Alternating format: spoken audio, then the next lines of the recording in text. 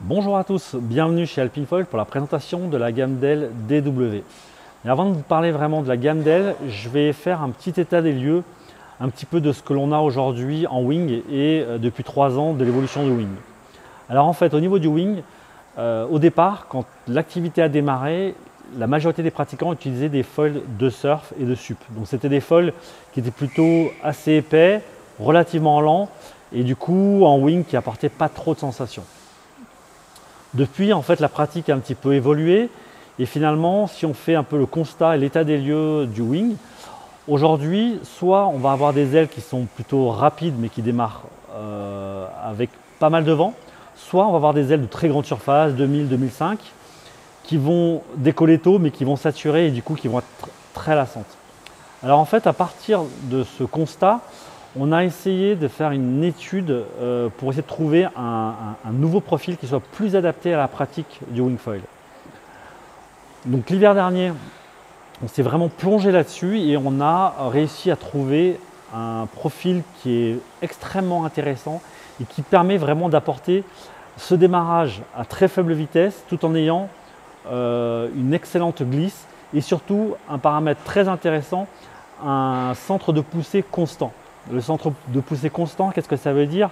Ça veut dire que lorsque votre foil accélère, que vous prenez de la vitesse, que le vent monte, votre appui sur la jambe avant est toujours le même. Et ça, c'est très important parce que quand on a un foil qui a un centre de poussée qui avance, si le vent monte, on se fait sortir de l'eau et on perd le contrôle du foil. Alors on y va, je vous parle un petit peu de la gamme DW. Donc aujourd'hui, la gamme DW se décline en 3 tailles, en DW 1680, 1370 et 980 cm². Dans quelques temps, on aura également des tailles plus petites, une 750 et sûrement une taille encore un petit peu plus petite pour les poids légers et le vent fort. Allez, on y va avec la gamme, la 1680.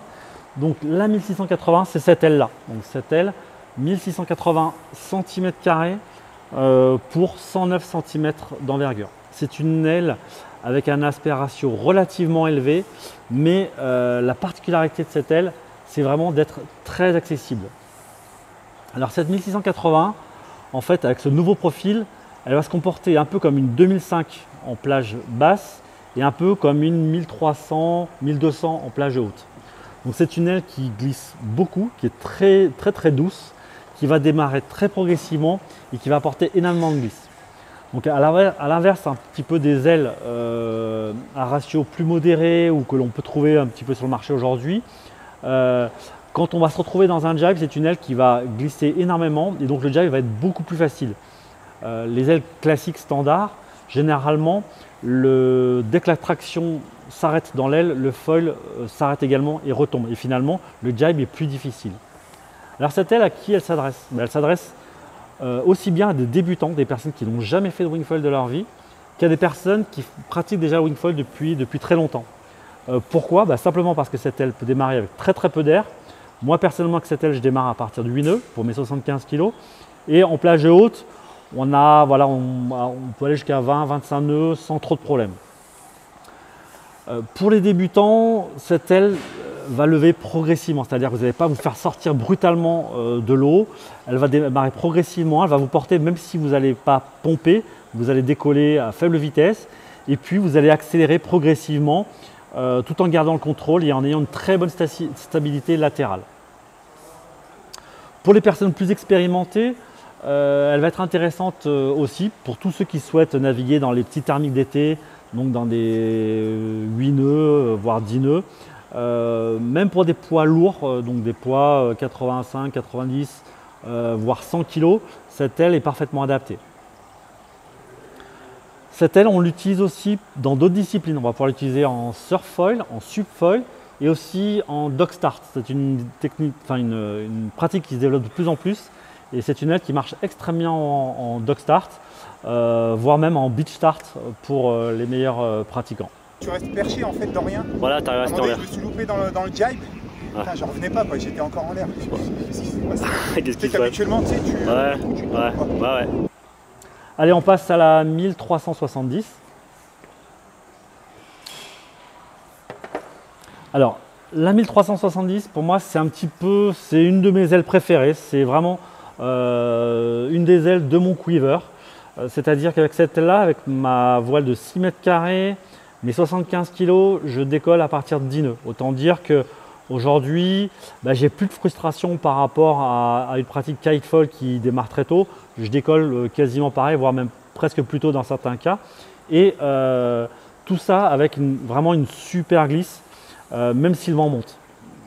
Alors c'est vrai que tout à l'heure on a parlé du centre de poussée qui était constant. Ça veut dire qu'effectivement quand le vent monte, tout simplement on accélère. Et cette aile du coup est très agréable dans le vent fort. On va pouvoir l'utiliser dans des vents 20, 25 voire même plus. J'utilise souvent moi-même dans des vents forts à certains moments parce que dans certains cas j'ai envie de pouvoir surfer des toutes petites vagues.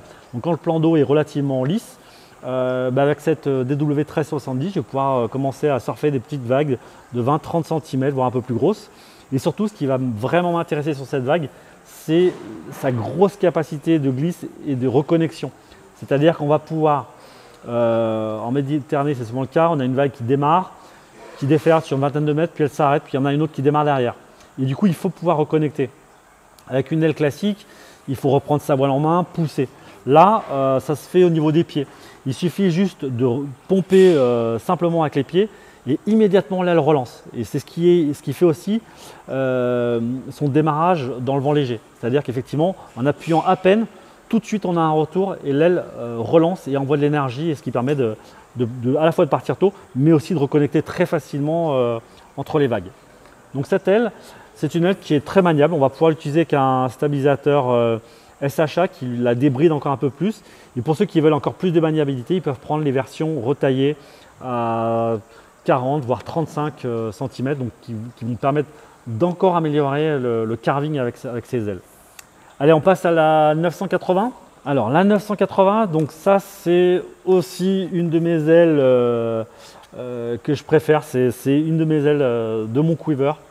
C'est une aile qui est différente. L'aspect ratio est plus faible.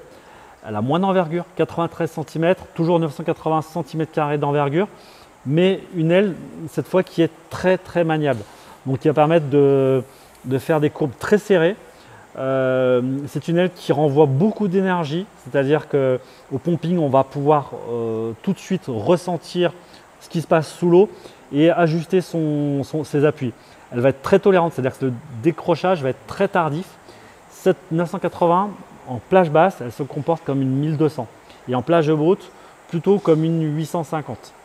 Donc autant dire que la gamme DW, la plage d'utilisation est extrêmement large et ça c'est la raison à ça, c'est ce nouveau profil qui apporte vraiment une nouvelle dimension au wingfoil. Donc la gamme DW, on peut la mettre sur toute la gamme des foils alpines. En fait, depuis 2010, tous les foils alpines ont le même standard. Donc tout est compatible, ça se monte sur tous les foils alpines. Et aussi, la gamme DW marche extrêmement bien en wingfoil. On a pu tester des 1370 dans 6-7 nœuds de vent avec des tailles de voile pas très élevées, aux alentours de 7 mètres carrés. Et du coup, on a de très très belles performances et surtout la super glisse que l'on a en wing, on la retrouve en wingfoil. Donc c'est vraiment quelque chose de très intéressant. Donc je vous engage vraiment à essayer cette gamme. À éventuellement aller rencontrer des riders qui en possèdent pour vous décrire un petit peu leurs sensations afin que vous puissiez voir vraiment les avantages de cette gamme d'ailes de wing. Voilà, merci à tous. On se retrouve bientôt chez Alpinfoil pour d'autres informations.